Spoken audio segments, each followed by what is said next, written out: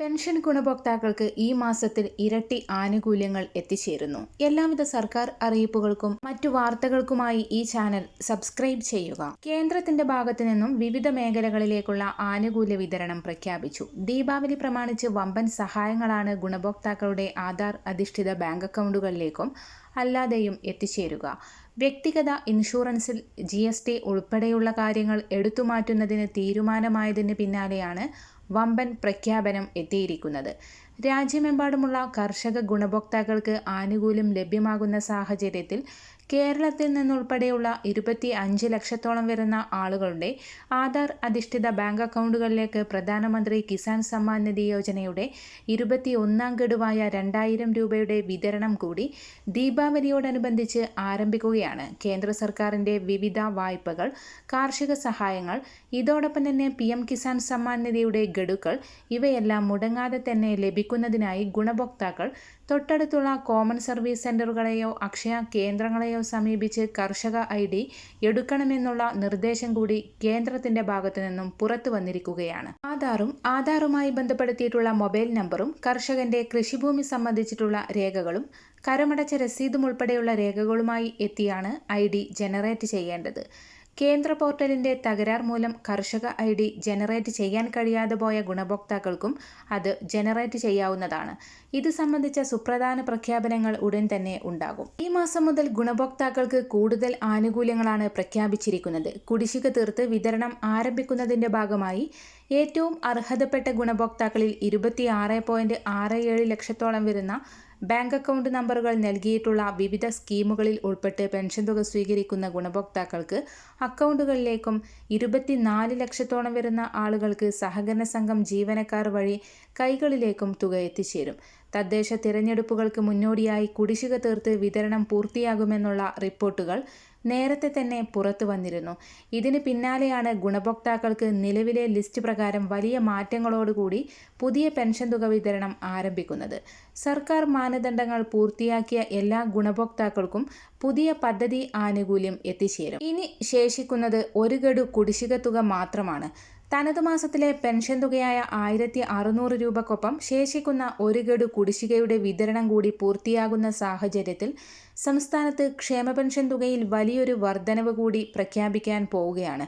ക്ഷേമ പെൻഷൻ കുടിശ്ശിക വിതരണത്തിന് പുറമെ കാലങ്ങളോളമായി കുടിശ്ശികയായി കിടക്കുന്ന നിർമ്മാണ തൊഴിലാളി മേഖലകളിലേക്കുള്ള ആനുകൂല്യങ്ങൾ ഒരു പരിധിവരെ കൊടുത്തു തീർക്കാനും സർക്കാർ ശ്രമം ആരംഭിച്ചിട്ടുണ്ട്. നിർമ്മാണ മേഖലകളിലെ കുടിശ്ശിക സർക്കാരിന് വൻ പ്രതിസന്ധിയാണ് സൃഷ്ടിച്ചിരിക്കുന്നത്. തിരഞ്ഞെടുപ്പിന് മുന്നോടിയായി കുടിശ്ശിക തീർത്ത് വിതരണം പൂർത്തിയാക്കി വിവിധ മേഖലകളിലേക്കുള്ള ആനുകൂല്യ വിതരണം നടത്താനാണ് സർക്കാർ തിരക്കിട്ട നീക്കം ആരംഭിച്ചിരിക്കുന്നത്. ശമ്പളം, പെൻഷൻ, കുടിശ്ശിക തുക, ആനുകൂല്യങ്ങൾ എന്നിവ വിതരണം ചെയ്യുന്നതിലേക്കായി കേന്ദ്രത്തോട് കൂടുതൽ വായ്പാനുമതി തേടിയിട്ടുണ്ട്. ഇതിനു പുറമെ വിവിധ ബാങ്കുകളുടെ കൺസോർഷ്യമടക്കം രൂപീകരിച്ച് തുക സമാഹരിക്കൽ നടപടിയും ആരംഭിച്ചിട്ടുണ്ട്. സംസ്ഥാനത്ത് ക്ഷേമ പെൻഷൻ വർദ്ധിപ്പിച്ചേക്കുമെന്നുള്ള റിപ്പോർട്ടുകൾ കൂടി ഇപ്പോൾ പുറത്തു വന്നിരിക്കുകയാണ്. തദ്ദേശ തിരഞ്ഞെടുപ്പുകൾ അടുത്തിരിക്കെ ഉടൻ തന്നെ ഇത് സംബന്ധിച്ചിട്ടുള്ള പ്രഖ്യാപനം നടത്താനാണ് സർക്കാർ തീരുമാനം. നിലവിൽ സംസ്ഥാനത്ത് 1600 രൂപയാണ് ക്ഷേമ പെൻഷൻ ഇനത്തിൽ വിതരണം ചെയ്യുന്നത്. ഇത് 400 രൂപ കൂടി വർദ്ധിപ്പിച്ച് 2000 രൂപയാക്കാനാണ് സർക്കാർ തീരുമാനം.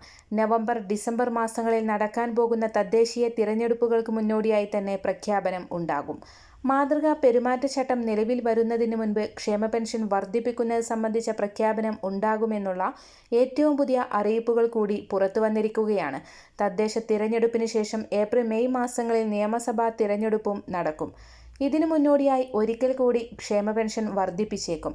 അതേസമയം പങ്കാളിത്ത പെൻഷൻ പിൻവലിക്കാനും സർക്കാർ തലത്തിൽ ആലോചന നടക്കുന്നുണ്ട്. സംസ്ഥാനത്ത് സെപ്റ്റംബർ മാസത്തിലെ സാമൂഹിക സുരക്ഷാ പെൻഷനുകൾ വിതരണം ചെയ്ത സാഹചര്യത്തിൽ വിവിധ സ്കീമുകളിൽ ഉൾപ്പെട്ട് ക്ഷേമനിധി ബോർഡുകൾ വഴി പെൻഷൻ തുക സ്വീകരിക്കുന്ന ഗുണഭോക്താക്കളിൽ സാങ്കേതിക പിഴവുകൾ മൂലം 1600 രൂപ വീതം എത്തിച്ചേർന്നിട്ടില്ലാത്ത ഗുണഭോക്താക്കൾക്ക് ഇന്നു മുതൽ തന്നെ തുക അക്കൗണ്ടുകളിൽ എത്തിച്ചേരും. സർക്കാർ സഹായത്തോടുകൂടി പെൻഷൻ തുക വിതരണം ചെയ്യുന്ന ക്ഷേമനിധി ബോർഡുകൾ വഴി പെൻഷൻ തുക സ്വീകരിക്കുന്ന ഗുണഭോക്താക്കൾക്കും ആനുകൂല്യം എത്തിച്ചേരും. KSEB ജീവനക്കാരുടെയും പെൻഷൻകാരുടെയും ക്ഷാമബത്ത, ക്ഷാമാശ്വാസ കുടിശ്ശിക ഈ മാസം മുതൽ വിതരണം ചെയ്യും. ഈ മാസം മുതൽ കുടിശ്ശിക നൽകുന്ന കാര്യം സർക്കാർ പ്രതിനിധികൾ ഉൾപ്പെടുന്ന ഫുൾ ബോർഡിന് ശുപാർശ ചെയ്ത ഉത്തരവ് വിവാദമായതിന് പിന്നാലെ റദ്ദാക്കുകയും ചെയ്തിരുന്നു. ഈ മാസം മുതൽ 10 മാസത്തവണകളായാണ് കുടിശ്ശിക നൽകുക. ജീവനക്കാരുടെ ക്ഷാമബത്ത കുടിശ്ശിക PFൽ ലയിപ്പിക്കും. മറ്റൊരറിയിപ്പ്, PF മിനിമം പെൻഷൻ 1000 രൂപയിൽ നിന്ന് 2500 രൂപയായി വർദ്ധിപ്പിച്ചേക്കും. 11 വർഷത്തെ ഇടവേളയ്ക്ക് ശേഷമാണ് പ്രതീക്ഷ നൽകുന്നത്. എംപ്ലോയീസ് പെൻഷൻ സ്കീമിന് കീഴിലുള്ള മിനിമം പെൻഷൻ നിലവിൽ മാസം 1000 രൂപയാണ്. 2014 വർഷത്തിലാണ് ഈ തുക നിലവിൽ വന്നത്. അതായത് ഒരു പതിറ്റാണ്ടിനപ്പുറവും EPFO മിനിമം പെൻഷൻ മാറ്റമില്ലാതെ തുടരുകയാണ്. ഇതുകൂടി കണക്കിലെടുത്ത് ഇത്തവണ പെൻഷൻ വർദ്ധിപ്പിച്ച് നൽകുമെന്നാണ് പ്രതീക്ഷിക്കുന്നത്. ഇപ്പോഴത്തെ പണപ്പെരുപ്പ നിരക്കുമായി തട്ടിക്കുമ്പോൾ 1000 രൂപ പെൻഷൻ വളരെ കുറവാണെന്നും വിവിധ തൊഴിൽ സംഘടനകൾ ചൂണ്ടിക്കാണിക്കുന്നു. ഈ തുക വർദ്ധിപ്പിക്കണമെന്നത് വിവിധ ട്രേഡ് യൂണിയനുകൾ, പെൻഷനുകാർ അടക്കമുള്ളവരുടെ കാലങ്ങളായുള്ള ആവശ്യമാണ്. എംപ്ലോയീസ് പെൻഷൻ സ്കീം പ്രകാരം പെൻഷൻ തുക 7500 രൂപയിലേക്ക് വർദ്ധിപ്പിക്കണമെന്നാണ് വിവിധ സംഘടനകൾ ആവശ്യപ്പെടുന്നത്. അതേസമയം ഇപ്പോഴത്തെ നിലയിൽ 7.5 മടങ്ങ് പെൻഷൻ വർധന വരുത്താൻ CBT തയ്യാറായേക്കില്ല. പകരം തുക 2500 രൂപ വരെ വർദ്ധിപ്പിക്കാനാണ് സാധ്യതയെന്നാണ് വിലയിരുത്തൽ. മറ്റൊരറിയിപ്പ്, മാസങ്ങളായി സമരരംഗത്തുള്ള ആശാവർക്കർമാർക്ക് സേവന കാലാവധി കണക്കാക്കി നാമമാത്രമായ ഓണറേറിയം വർധന ശുപാർശ ചെയ്ത് സർക്കാർ നിയോഗിച്ച സമിതി. മേഖലയിൽ 10 വർഷം പൂർത്തിയാക്കിയ ആശമാർക്ക് 1500 രൂപയും പൂർത്തിയാക്കാത്ത ആശമാർക്ക് 1000 രൂപയും വർദ്ധിപ്പിക്കാനാണ് വനിതാ ശിശുവികസന വകുപ്പ് ഡയറക്ടർ ഹരിത V. കുമാർ ചെയർപേഴ്സണായ സമിതി ശുപാർശ ചെയ്തിരിക്കുന്നത്. 7000 രൂപ ഓണറേറിയം 21000 രൂപയായി വർദ്ധിപ്പിക്കണമെന്ന് ആവശ്യപ്പെട്ടാണ് ആശമാർ സമരം ചെയ്യുന്നത്. ആശമാർക്ക് പ്രതിമാസം 1000 രൂപ വർദ്ധിപ്പിച്ചാൽ വർഷം 31.35 കോടി രൂപയും 3000 രൂപ വർദ്ധിപ്പിച്ചാൽ 94.05 കോടി രൂപയും വേണ്ടിവരുമെന്ന് റിപ്പോർട്ടിൽ പറയുന്നു. ഓണറേറിയവും മറ്റ് ആനുകൂല്യങ്ങളും ഓരോ മാസവും 10-ാം തീയതിക്കുള്ളിൽ ലഭ്യമാക്കണമെന്നും ശുപാർശയുണ്ട്. സമരത്തിൽ പങ്കെടുത്ത ആശമാരുടെ തടഞ്ഞുവെച്ച ഇൻസെന്റീവും ഓണറേറിയവും നൽകണം. ആശമാരുടെ പേരിലെടുത്ത കേസുകൾ പിൻവലിക്കുന്നത് പരിഗണിക്കേണ്ടതാണെന്നും സമിതി ശുപാർശ ചെയ്തു.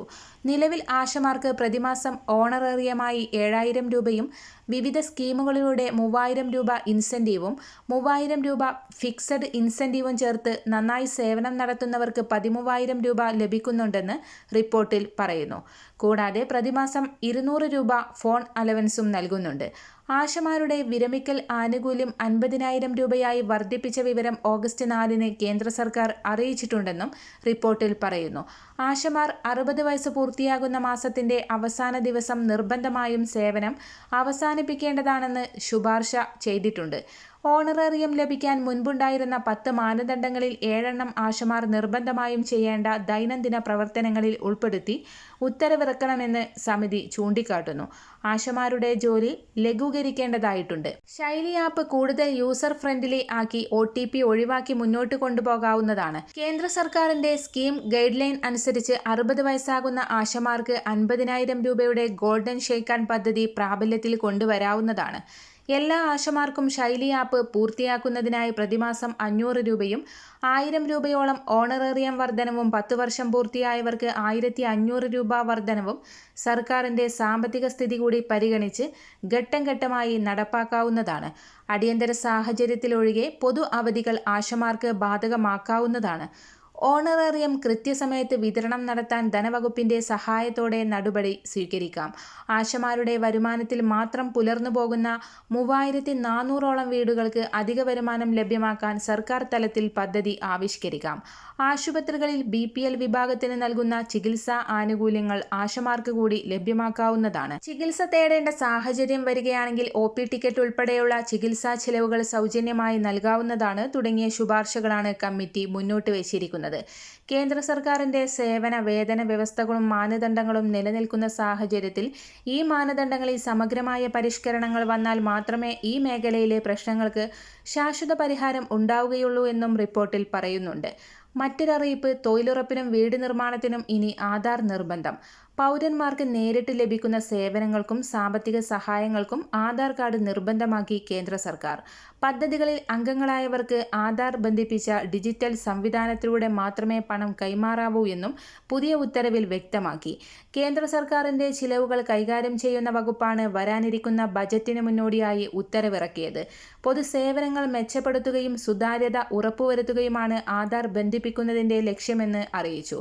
തൊഴിലുറപ്പ്, വീട് നിർമ്മാണം, കൃഷി വികസനം, ഇൻഷുറൻസ് തുടങ്ങിയ കേന്ദ്ര സർക്കാരിന്റെ വിവിധ പദ്ധതികളിൽ അംഗങ്ങളായവരെ പുതിയ ഉത്തരവ് ബാധിക്കും. നവംബർ 11 മുതൽ പദ്ധതികൾക്ക് ഫണ്ട് ലഭിക്കാൻ എല്ലാ വകുപ്പുകളും സംസ്ഥാന സർക്കാരുകളും സ്പർശ് സംവിധാനം നടപ്പാക്കണമെന്ന് വകുപ്പ് നേരത്തെ നിർദ്ദേശം നൽകിയിരുന്നു. പുതിയ പദ്ധതികൾ തുടങ്ങുമ്പോഴും മന്ത്രാലയങ്ങൾ പ്രത്യേക വകുപ്പുകളോ തസ്തികകളോ സൃഷ്ടിക്കരുതെന്നും ഭരണപരമായ ചിലവുകൾ വർദ്ധിപ്പിക്കരുതെന്നും വകുപ്പ് നിർദ്ദേശം നൽകിയിട്ടുണ്ട്. 5000 രൂപ വരെ പെൻഷൻ നൽകുന്ന അടൽ പെൻഷൻ യോജന രജിസ്ട്രേഷൻ ഫോമിലും ഫീസിലും മാറ്റം വരുന്നു. അസംഘടിത മേഖലയിലെ തൊഴിലാളികൾക്ക് പെൻഷൻ സുരക്ഷ നൽകാൻ ലക്ഷ്യമിട്ടുള്ള ഒരു സർക്കാർ പദ്ധതിയാണ് അടൽ പെൻഷൻ യോജന. അടൽ പെൻഷൻ യോജനയുടെ പുതിയ രജിസ്ട്രേഷൻ ഫോമും പരിഷ്കരിച്ച ഫീസ് ഘടനയും അവതരിപ്പിച്ച് സർക്കാർ. Pension fund regulatory and development അതോറിറ്റിയുടെ പുതിയ മാർഗനിർദ്ദേശങ്ങൾ അനുസരിച്ച് ഈ മാസം 1 മുതലാണ് ഇവ പ്രാബല്യത്തിൽ വന്നത്. എല്ലാ പോസ്റ്റ് ഓഫീസുകളോടും പുതിയ നിയമങ്ങൾ പ്രദർശിപ്പിക്കാനും പുതിയ ഫോം മാത്രം എൻറോൾമെന്റിനായി ഉപയോഗിക്കാനും നിർദ്ദേശിച്ചിട്ടുണ്ട്. പുതിയ ഫോമിനൊപ്പം പദ്ധതിയുടെ ഫീസ് ഘടനയിലും മാറ്റങ്ങൾ വരുത്തിയിട്ടുണ്ട്. വാർഷിക മെയിൻ്റനൻസ് ചാർജുകൾ ബാങ്ക് ബാലൻസ് അനുസരിച്ച് വ്യത്യാസപ്പെട്ടിരിക്കുന്നു. 2 ലക്ഷം വരെയുള്ള ബാലൻസിന് 100 രൂപ, 50 ലക്ഷത്തിന് മുകളിലുള്ള ബാലൻസിന് 500 രൂപ വരെയാണ് ഫീസ്. ട്രാൻസാക്ഷൻ ചാർജുകൾ ഒഴിവാക്കിയിട്ടുണ്ട്. അടൽ പെൻഷൻ യോജന സർക്കാർ പിന്തുണയുള്ള പദ്ധതിയായതിനാൽ വിശ്വസനീയമായി കണക്കാക്കപ്പെടുന്നു. 60 വയസ്സിന് ശേഷം ഈ പദ്ധതി പെൻഷൻ നൽകി വരും. വാസ്തവത്തിൽ Atal pension Yojana India government നടത്തുന്ന ഒരു പദ്ധതിയാണ്. ഇതൊരു നിക്ഷേപ പദ്ധതിയാണ്. ഈ പദ്ധതി പ്രകാരം നിങ്ങളുടെ പ്രായത്തെ അടിസ്ഥാനമാക്കി നിങ്ങൾ തുടക്കത്തിൽ പ്രതിമാസ പ്രീമിയം അടക്കണം. 60 വയസ്സിന് ശേഷം നിങ്ങൾക്ക് 1000 രൂപ മുതൽ 5000 രൂപ വരെ പ്രതിമാസ പെൻഷൻ ലഭിക്കും. ഈ സ്കീമിൽ അപേക്ഷിക്കുമ്പോൾ നിങ്ങൾക്ക് 18 വയസ്സ് പ്രായമുണ്ടെങ്കിൽ നിങ്ങളുടെ പ്രതിമാസ പ്രീമിയം 210 രൂപയായിരിക്കും. 60 വയസ്സിന് ശേഷം നിങ്ങൾക്ക് 5000 രൂപ പ്രതിമാസ പെൻഷനും ലഭിക്കും. ഇന്ത്യൻ പൗരന്മാർക്ക് മാത്രമേ അടൽ പെൻഷൻ യോജനയിൽ അപേക്ഷിക്കാൻ യോഗ്യതയുള്ളൂ. കൂടാതെ 18നും 40നും ഇടയിൽ പ്രായമുള്ളവർക്ക് മാത്രമേ ഈ സ്കീമിന് അപേക്ഷിക്കാൻ കഴിയൂ. നിങ്ങൾ ഈ പ്രായത്തിൽ കുറവോ അതിൽ കൂടുതലോ ആണെങ്കിൽ നിങ്ങൾ അയോഗ്യരായിരിക്കും. അടൽ പെൻഷൻ യോജനയ്ക്ക് അപേക്ഷിക്കുന്നതിന് നിങ്ങൾ ആദ്യം ബാങ്ക് ശാഖ സന്ദർശിക്കേണ്ടതുണ്ട്. നിങ്ങളുടെ KYC പ്രോസസ് ചെയ്യുന്ന നടപടികൾ പൂർത്തീകരിച്ച് തുടർന്ന് സ്കീം നിങ്ങളുടെ ബാങ്ക് അക്കൗണ്ടുമായി ലിങ്ക് ചെയ്യപ്പെടും. ശേഷം നിങ്ങളൊരു പെൻഷൻ പ്ലാൻ തിരഞ്ഞെടുക്കുകയും എല്ലാ മാസവും നിങ്ങളുടെ ബാങ്ക് അക്കൗണ്ടുകളിൽ നിന്ന് പ്രീമിയം കുറയ്ക്കുകയും ചെയ്യും. മറ്റൊരു അറിയിപ്പ്, രാജ്യത്ത് പാചകവാതക വില വർദ്ധിപ്പിച്ചു. എണ്ണ കമ്പനികളുടെ പതിവ് വില പരിഷ്കരണത്തിന്റെ ഭാഗമായാണ് നടപടി. വാണിജ്യാവശ്യത്തിന് ഉപയോഗിക്കുന്ന 19 കിലോഗ്രാം LPG സിലിണ്ടറിന്റെ വിലയാണ് വർദ്ധിപ്പിച്ചിരിക്കുന്നത്. സിലിണ്ടർ ഒന്നിന് 15 രൂപയുടെ വർധനവാണ് ഉണ്ടായിരിക്കുന്നത്. വില വർധനവ് ഹോട്ടൽ, റെസ്റ്റോറന്റ് വിപണികൾക്ക് തിരിച്ചടിയായി. അതേസമയം 14 കിലോഗ്രാം ഗാർഹികാവശ്യത്തിനുള്ള സിലിണ്ടറിന്റെ വിലയിൽ മാറ്റമൊന്നുമില്ല. പ്രാദേശിക നികുതി, ഗതാഗത ചെലവ് എന്നിവയുടെ അടിസ്ഥാനത്തിലാണ് നഗരങ്ങളിൽ വ്യത്യസ്ത വില അനുഭവപ്പെടുന്നത്. മറ്റൊരറിയിപ്പ്, സംസ്ഥാന സർക്കാർ സ്ഥാപനമായ സപ്ലൈകോയിൽ പൊതുവിപണിയെ അപേക്ഷിച്ച് അവശ്യ സാധനങ്ങൾ വൻ വിലക്കുറവ് പ്രഖ്യാപിച്ചു. അരി, പയറുവർഗ്ഗങ്ങൾ, പഞ്ചസാര, വെളിച്ചെണ്ണ തുടങ്ങിയവ സബ്സിഡി നിരക്കിൽ ലഭിക്കുന്നതിനാൽ സാധാരണക്കാർക്ക് ഇത് വലിയ ആശ്വാസമാണ്. സബ്സിഡി നിരക്കിൽ സാധനങ്ങൾ വാങ്ങുന്നതിനായി ഉപഭോക്താക്കൾ റേഷൻ കാർഡ് കരുതേണ്ടതാണ്. അരി ഉൾപ്പെടെയുള്ള പ്രധാന പലവ്യഞ്ജനങ്ങൾക്ക് സപ്ലൈകോയിൽ വളരെ കുറഞ്ഞ വിലയാണുള്ളത്. വെളിച്ചെണ്ണ വാങ്ങുമ്പോൾ 1/2 ലിറ്റർ സബ്സിഡി നിരക്കിലും ശേഷിക്കുന്ന 1/2 ലിറ്റർ പൊതുവിപണി നിരക്കിലുമാണ് ലഭിക്കുക. 1 ലിറ്റർ വെളിച്ചെണ്ണയുടെ ആകെ വില 319 രൂപയാണ്. പൊതുവിപണിയിൽ 466 രൂപ വിലയുള്ള വെളിച്ചെണ്ണയാണ് സപ്ലൈകോയിൽ വളരെ കുറഞ്ഞ വിലക്ക് ലഭ്യമാക്കിയിട്ടുള്ളത്. മറ്റൊരറിയിപ്പ്, തദ്ദേശ തിരഞ്ഞെടുപ്പിനുള്ള വോട്ടർ പട്ടികയിൽ പേര് ചേർക്കാവുന്നതാണ്. പട്ടിക എല്ലാ തദ്ദേശ സ്ഥാപനങ്ങളിലും വില്ലേജ്, താലൂക്ക് ഓഫീസുകളിലും സംസ്ഥാന തിരഞ്ഞെടുപ്പ് കമ്മീഷന്റെ വെബ്സൈറ്റിലും പരിശോധനയ്ക്ക് ലഭിക്കും. ഈ മാസം 14 വരെ പേര് ചേർക്കാം. 2025 ജനുവരി 1-നോ അതിനു മുൻപോ 18 വയസ്സ് പൂർത്തിയായവർക്കാണ് അവസരം. വിവരങ്ങൾ തിരുത്താനും വാർഡ് മാറ്റാനും പേര് ഒഴിവാക്കാനും അപേക്ഷ സമർപ്പിക്കാം. അപേക്ഷകൾ സംസ്ഥാന തിരഞ്ഞെടുപ്പ് കമ്മീഷന്റെ വെബ്സൈറ്റിൽ ഓൺലൈനായി സമർപ്പിക്കണം. ആവശ്യമായ രേഖകൾ സഹിതം ഹിയറിംഗിന് നേരിട്ട് ഹാജരാകണം. കരട് പട്ടികയിൽ എല്ലാ വോട്ടർമാർക്കും സംസ്ഥാന തിരഞ്ഞെടുപ്പ് കമ്മീഷന്റെ സവിശേഷ തിരിച്ചറിയൽ നമ്പർ ഉണ്ടാകും. പുതുക്കിയ അന്തിമ വോട്ടർ പട്ടിക ഈ മാസം 25-ന് പ്രസിദ്ധീകരിക്കും. PF ഇടപാടുകൾ കൂടുതൽ സുതാര്യമാക്കുന്നതിന്റെ ഭാഗമായി ഒറ്റ ലോഗിനിലൂടെ പ്രധാനപ്പെട്ട എല്ലാ ഇടപാടുകളും നടത്താനുള്ള സംവിധാനവും പ്രഖ്യാപിച്ചു. ഈ സംവിധാനത്തിലൂടെ മെമ്പർമാർക്ക് അവരുടെ സംഭാവന, പിൻവലിച്ച തുക, ബാലൻസ് തുടങ്ങിയവ വളരെ ലളിതമായ രീതിയിൽ അറിയാൻ സാധിക്കും. പല സൈറ്റുകളിൽ ലോഗിൻ ചെയ്യുകയും മറ്റ് സൈറ്റുകളിലേക്ക് റീഡയറക്റ്റ് ചെയ്യുകയും ചെയ്ത് ഇടപാടുകാരെ വലക്കുന്ന പഴയ സംവിധാനത്തിന് ഇതോടെ വിരാമമാകും. ഇടപാടുകാരുടെ ബുദ്ധിമുട്ടുകൾ പരിഹരിക്കുന്നതിന്റെ ഭാഗമായാണ് ഈ സംവിധാനം. നേരത്തെ ഉദ്യോഗസ്ഥർ വഴി മാത്രം ലഭിച്ചിരുന്ന ട്രാൻസ്ഫർ സർട്ടിഫിക്കറ്റ്, അനക്സർ കെ എന്നിവ ഇനി നേരിട്ട് ഡൗൺലോഡ് ചെയ്യാം. ട്രാൻസ്ഫർ, സെറ്റിൽമെന്റ്, അഡ്വാൻസ് റീഫണ്ട് എല്ലാം ഇനി എളുപ്പമാകും. ഇതിന് നേരത്തെ സീനിയർ ഉദ്യോഗസ്ഥന്മാരുടെ അംഗീകാരം വേണമായിരുന്നു. 2014 മുതൽ 2025 വരെയുള്ള EPFOയുടെ വളർച്ചയുടെ കണക്കുകൾ മന്ത്രി അവതരിപ്പിച്ചു. ശമ്പളത്തിന് ആനുപാതികമായ ഉയർന്ന PF പെൻഷന് അപേക്ഷ നൽകിയവരിൽ 4/1 പേർക്ക് മാത്രമേ അതിന് അർഹതയുള്ളൂ എന്ന് എംപ്ലോയീസ് പ്രൊവിഡന്റ് ഫണ്ട് ഓർഗനൈസേഷന്റെ കണക്ക്. രാജ്യത്താകമാനം ഈ മാസം 1 വരെ ലഭിച്ച 17.49 ലക്ഷം അപേക്ഷകളിൽ 10.83 ലക്ഷവും അയോഗ്യമാണെന്ന് വിവരാവകാശ ചോദ്യത്തിനുള്ള മറുപടിയിലാണ് വ്യക്തമാക്കിയത്. തൊഴിലുടമകൾ ഹയർ ഓപ്ഷൻ അംഗീകരിച്ച് EPFOയിലേക്ക് തിരികെ നൽകാത്തതിനാൽ നേരത്തെ 2.24 ലക്ഷം അപേക്ഷകൾ ഒഴിവാക്കിയിരുന്നു. ഇതോടെ ഉയർന്ന പെൻഷന് യോഗ്യത നേടുന്നവരുടെ എണ്ണം 4.5 ലക്ഷത്തിൽ താഴെയായി ചുരുങ്ങും. ജീവനക്കാരുടെ PF ഫണ്ട് കൈകാര്യം ചെയ്യുന്നതിന് സ്വന്തമായി PF ട്രസ്റ്റുകൾ രൂപീകരിച്ചിട്ടുള്ള ഭൂരിഭാഗം സ്ഥാപനങ്ങളിലെയും ജീവനക്കാരുടെ അപേക്ഷകൾ കൂട്ടത്തോടെ നിരസിച്ചതാണ് അയോഗ്യരായവരുടെ എണ്ണം ഇത്രയും വർദ്ധിക്കാൻ കാരണം.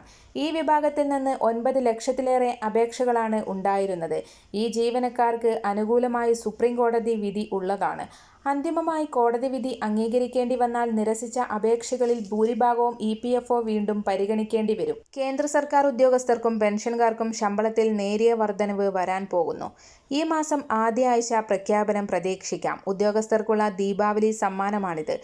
DAയിലും DRയിലുമാണ് മാറ്റം വരിക. 7ാം ശമ്പള കമ്മീഷൻ പ്രകാരമുള്ള അവസാനത്തെ ശമ്പള വർധനവാണ് വരാൻ പോകുന്നത്.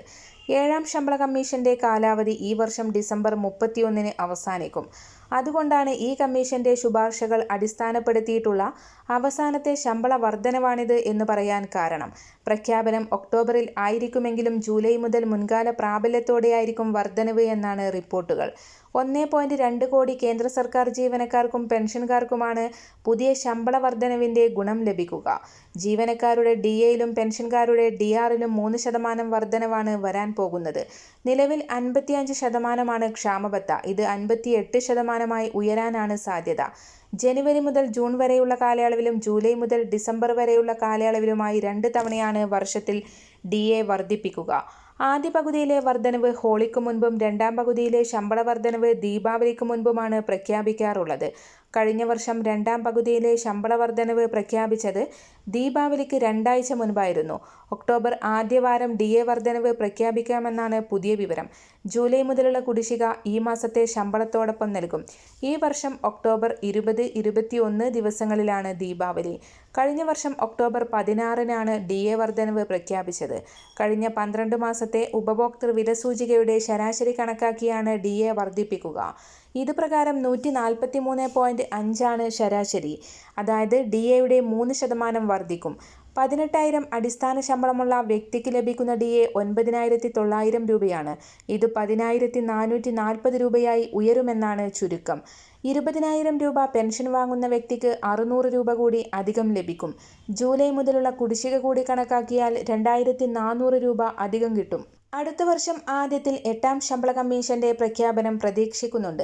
സാധാരണ ശമ്പള കമ്മീഷൻ ശുപാർശ സമർപ്പിക്കാൻ 2 വർഷം വരെ വേണ്ടിവരാറുണ്ട്. അതായത് 8ാം ശമ്പള കമ്മീഷൻ നടപ്പാക്കുക 2027 അവസാനത്തിലായേക്കും. എങ്കിലും മുൻകാല പ്രാബല്യം വേണം എന്ന ആവശ്യമാണ് ജീവനക്കാരുടെ സംഘടനകൾക്ക് ഉള്ളത്. സാമൂഹിക സുരക്ഷാ പെൻഷൻ വീടുകളിൽ എത്തിച്ചു നൽകുന്നതിനുള്ള ഇൻസെന്റീവ് അനുവദിച്ചു. ഇക്കൊല്ലം ഫെബ്രുവരി മുതൽ ജൂലൈ വരെ ഗുണഭോക്താക്കൾക്ക് പെൻഷൻ എത്തിച്ചതിന് പ്രാഥമിക വായ്പാ സഹകരണ സംഘങ്ങൾക്കും മറ്റ് സംഘങ്ങൾക്കും നൽകാനുള്ള നിരക്കാണ് അനുവദിച്ചത്. മറ്റൊരറിയിപ്പ്, വർഷം പകുതി കഴിഞ്ഞിട്ടും ദുർബല വിഭാഗങ്ങൾക്കുള്ള പെൻഷൻ കുടിശ്ശിക നൽകാതെ കേന്ദ്ര സർക്കാർ. വാർദ്ധക്യ പെൻഷൻ ഉൾപ്പെടെയുള്ള ആനുകൂല്യത്തിന് 200 മുതൽ 500 രൂപ വരെയാണ് കേന്ദ്രവിഹിതം. 8 മാസത്തോളമായി തുക നൽകാത്തതിനാൽ വിവിധ ക്ഷേമ പെൻഷനുകൾ കേന്ദ്രവിഹിതം കൂടി ചേർത്ത് വിതരണം ചെയ്യാൻ നിർബന്ധിതമായിരിക്കുകയാണ് സർക്കാർ. 50 ലക്ഷം പേർക്കാണ് സർക്കാർ നേരിട്ട് 1600 രൂപ വീതം പെൻഷൻ നൽകുന്നത്. ഈ സാമ്പത്തിക വർഷം ആദ്യപാദത്തിലെ കണക്കിൽ മാത്രം പെൻഷൻ ഇനത്തിൽ കേന്ദ്ര സർക്കാർ 464.59 കോടി രൂപ സംസ്ഥാനത്തിന് നൽകാനുണ്ട്. ഇതിൽ 273.84 കോടി രൂപ അനുവദിച്ചു. തിരഞ്ഞെടുപ്പുകൾ അടുത്തതോടെ ജനപിന്തുണ കൂട്ടാനുള്ള നടപടികൾക്കൊരുങ്ങി സർക്കാർ. ക്ഷേമ പെൻഷൻ കൂട്ടുന്നതടക്കമുള്ള കാര്യങ്ങളിൽ ധനവകുപ്പ് ആസൂത്രണ രേഖ തയ്യാറാക്കി. തദ്ദേശ സ്വയംഭരണ സ്ഥാപനങ്ങളിലേക്കുള്ള തിരഞ്ഞെടുപ്പിന് മുൻപ് തുക വർദ്ധിപ്പിക്കാനാണ് ശുപാർശ. നടപ്പ് സാമ്പത്തിക വർഷം തന്നെ സർക്കാർ ജീവനക്കാർക്കും പെൻഷൻകാർക്കും 1 ഗഡു DA കൂടി നൽകാനും ആലോചനയുണ്ട്. സർക്കാർ കാലാവധി കഴിയും മുൻപ് ശമ്പള പരിഷ്കരണം കൂടി പ്രഖ്യാപിച്ചാൽ ജനങ്ങളിൽ അനുകൂല നിലപാടുണ്ടാക്കാൻ ഇടയാക്കുമെന്നും ധനവകുപ്പ് സർക്കാരിനെ അറിയിച്ചിട്ടുണ്ട്. ഇങ്ങനെ ജനകീയ പ്രഖ്യാപനങ്ങൾ നടത്തി മൂന്നാം ഭരണത്തിലേക്ക് വഴിയൊരുക്കുകയാണ് ലക്ഷ്യം. ക്ഷേമ പെൻഷൻ 2500 രൂപയാക്കുമെന്നാണ് LDFന്റെ പ്രകടന പത്രികയിലെ വാഗ്ദാനം. നിലവിലെ ധനസ്ഥിതിയിൽ വലിയൊരു വർധന സാധ്യമല്ലെന്ന് ധനവകുപ്പ് ചൂണ്ടിക്കാട്ടുന്നു. എന്നിരുന്നാലും 100 മുതൽ 200 രൂപയുടെ വരെ വർധനവാണ് ആദ്യഘട്ടത്തിൽ കൊണ്ടുവരിക.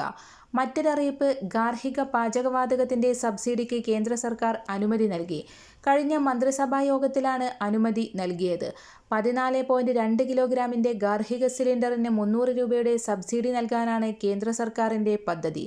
പ്രധാനമന്ത്രി ഉജ്ജ്വൽ യോജന പ്രകാരമുള്ള കണക്ഷനുകൾക്കാണ് സബ്സിഡി. 2016 മെയ് മാസത്തിലാണ് പ്രധാനമന്ത്രി ഉജ്ജ്വൽ യോജന കേന്ദ്ര സർക്കാർ അവതരിപ്പിച്ചത്. പാവപ്പെട്ട കുടുംബങ്ങളിലെ സ്ത്രീകൾക്കാണ് പ്രധാനമന്ത്രി ഉജ്ജ്വൽ യോജന പ്രകാരം LPG സിലിണ്ടറുകൾ നൽകുന്നത്. ജൂലൈ 1 കണക്കുകൾ പ്രകാരം 10.33 കോടി ഉജ്ജ്വൽ യോജന കണക്ഷനുകളാണ് ഉള്ളത്.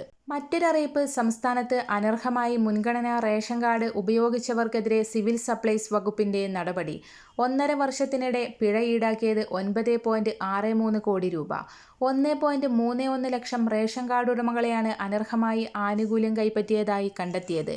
പിഴ ഈടാക്കിയതിന് പുറമെ ഇവരെ പൊതുവിഭാഗത്തിലേക്ക് മാറ്റുകയും ചെയ്തു. പൊതുവിതരണ ഉപഭോക്തൃകാര്യ കമ്മീഷണറുടെ ഓഫീസിൽ നിന്നുള്ള വിവരാവകാശ രേഖ പ്രകാരമാണ് ഈ കണക്ക്. അപേക്ഷിച്ചവർക്കെല്ലാം മുൻഗണനാ റേഷൻ കാർഡ് നൽകാനുള്ള നടപടി തുടങ്ങിയതിനൊപ്പമാണ് അനർഹരായവർക്കെതിരെ പിഴ ചുമത്തലും നടത്തുന്നത്. ഇത്രയും പേരെ മാറ്റിയ ഒഴിവിലേക്കാണ് ഇനി അർഹരായവരെ ഉൾപ്പെടുത്തുക. പൊതുവിഭാഗം റേഷൻ കാർഡുകൾ മുൻഗണനാ വിഭാഗത്തിലേക്ക്, അതായത് BPL വിഭാഗത്തിലേക്ക് മാറ്റുന്നതിന് ഇപ്പോൾ അപേക്ഷിക്കാവുന്നതാണ്. ഓൺലൈനായി ഈ മാസം 20 വരെ അപേക്ഷ സമർപ്പിക്കാം. സിവിൽ സപ്ലൈസ് വെബ്സൈറ്റിലെ സിറ്റിസൺ ലോഗിൻ വഴിയോ അക്ഷയ കേന്ദ്രങ്ങൾ വഴിയോ ആണ് അപേക്ഷിക്കേണ്ടത്.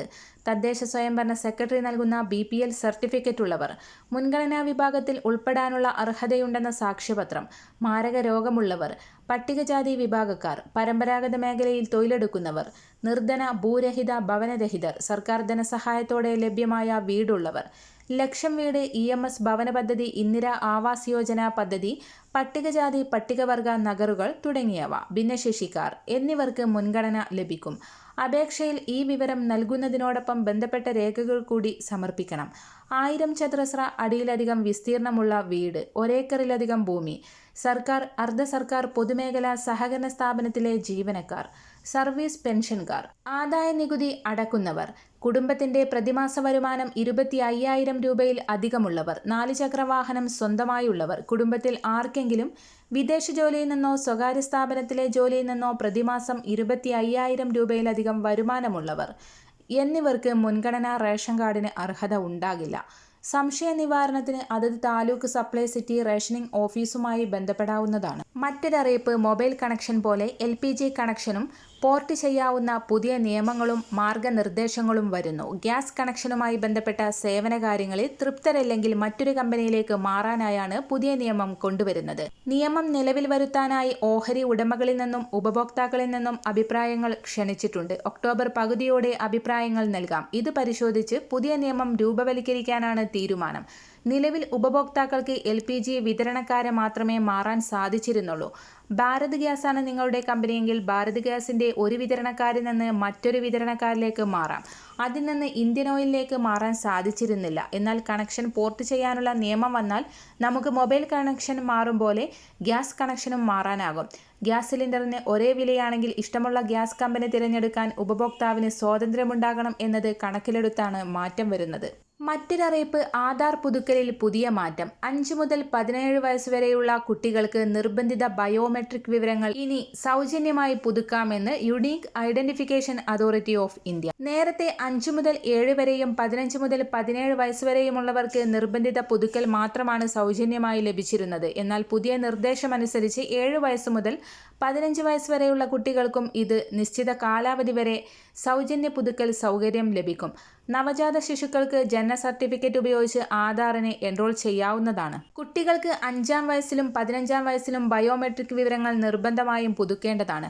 പുതുക്കൽ നടത്താത്ത ആധാർ കാർഡുകൾ അസാധുവാകാൻ സാധ്യതയുള്ളതിനാൽ scholarship, ration card, school admission തുടങ്ങിയ മത്സര പരീക്ഷകൾക്ക് രജിസ്ട്രേഷൻ ചെയ്യുമ്പോൾ ഉണ്ടാകുന്ന ബുദ്ധിമുട്ടുകൾ ഒഴിവാക്കാൻ എല്ലാ കുട്ടികളും ഈ സൗജന്യ അവസരം പ്രയോജനപ്പെടുത്തണമെന്ന് കേരള സംസ്ഥാന IT മിഷൻ ഡയറക്ടർ അറിയിച്ചു. കേരളത്തിൽ ആധാറിന്റെ നോഡൽ ഏജൻസിയായി പ്രവർത്തിക്കുന്നത് കേരള സംസ്ഥാന IT മിഷനാണ്. ആധാറുമായി ബന്ധപ്പെട്ട സംശയങ്ങൾക്കും പരാതികൾക്കും സിറ്റിസൺ കോൾ സെന്റർ അല്ലെങ്കിൽ കേരള സംസ്ഥാന IT മിഷൻ എന്നീ നമ്പറുകളിൽ ബന്ധപ്പെടാവുന്നതാണ്. മറ്റൊരു പ്രധാന അറിയിപ്പ്, കേന്ദ്ര സംസ്ഥാന സർക്കാർ ജീവനക്കാർ അല്ലാത്തവർക്ക് ആശ്രയിക്കാവുന്ന ഏറ്റവും പുതിയ കേന്ദ്രത്തിന്റെ പെൻഷൻ പദ്ധതിയായ വയാ വന്ദൻ യോജന വഴി ഗുണഭോക്താക്കൾക്ക് പരമാവധി 3000 രൂപ വീതം പെൻഷൻ തുക ലഭിക്കും എന്നുള്ളതാണ്. പദ്ധതിയിൽ അംഗമാകാനുള്ള കുറഞ്ഞ പ്രായപരിധി 60 വയസ്സാണ്. പരമാവധി പ്രായം എന്നത് നിബന്ധനയിൽ ഇല്ല. പെൻഷൻ തുക വർഷത്തിൽ 1 തവണയായോ 2 തവണയായോ 3 തവണയായോ ലഭിക്കും. മാസം തോറും വേണമെങ്കിൽ ഗുണഭോക്താവിന്റെ ആവശ്യാനുസരണം അങ്ങനെയും ലഭിക്കുന്നതാണ്. നിക്ഷേപമായി അടക്കുന്ന തുക അനുസരിച്ചാണ് പെൻഷൻ തുക ലഭിക്കുക. മിനിമം 1000 മുതൽ 9250 രൂപ വരെയാണ് പ്രതിമാസം പെൻഷനായി ലഭിക്കുക. ഓൺലൈനായോ ഓഫ്ലൈനായോ പദ്ധതിയിൽ അംഗമാകാവുന്നതാണ്. LIC വെബ്സൈറ്റ് വഴിയും ചേരാം. 10 വർഷം പൂർത്തിയാകുമ്പോൾ അടച്ച തുക നിക്ഷേപകർക്ക് തിരികെ ലഭിക്കും. ഇതിനിടെ നിക്ഷേപകർക്ക് മരണം സംഭവിച്ചാൽ നിക്ഷേപത്തുക നോമിനിക്ക് ലഭിക്കുന്നതാണ്. നിക്ഷേപം 3 വർഷം പൂർത്തിയാക്കിയാൽ അതിന്റെ 75% വരെ വായ്പയെടുക്കാം. പലിശ നിരക്ക് ഓരോ വർഷവും പുതുക്കി നിശ്ചയിക്കും.